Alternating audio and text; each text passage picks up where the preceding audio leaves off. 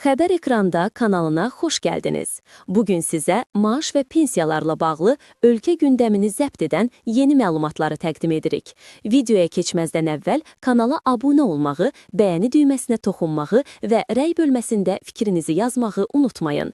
İndi isə keçək xəbərimizə. Gələn il Azərbaycanda minimum əmək haqqı və pensiyaların sabit qalacağı iddia olunur. Məlumatlara görə 2026-cı ilin dövlət büdcəsində bu sahədə artım nəzərdə tutulmayıb. Ekspertlər hesab edirlər ki, dünyada gözlənilən iqtisadi böhran fonunda əhali belə vəziyyətlərə hazır olmalı və xərclərini daha planlı şəkildə tənzimləməlidir. Pravda Azın məlumatına görə, iqtisadçı Elçin Rəşidov Qlobal Info Azaza açıqlamasında bildirib ki, növbəti dövrdə sosial və iqtisadi çətinliklər qaçılmaz görünür. Fiziki şəxslərin gəlir vergisi artır və bu proses davam edəcək. Bu isə həm əhalinin sosial-iqtisadi durumuna, həm də sahibkarlara mənfi təsir göstərəcək. Xidmət sektorunda fəaliyyət göstərən sahibkarların dövriyyəsinin azalması mümkündür. Nəticədə pensiyaların və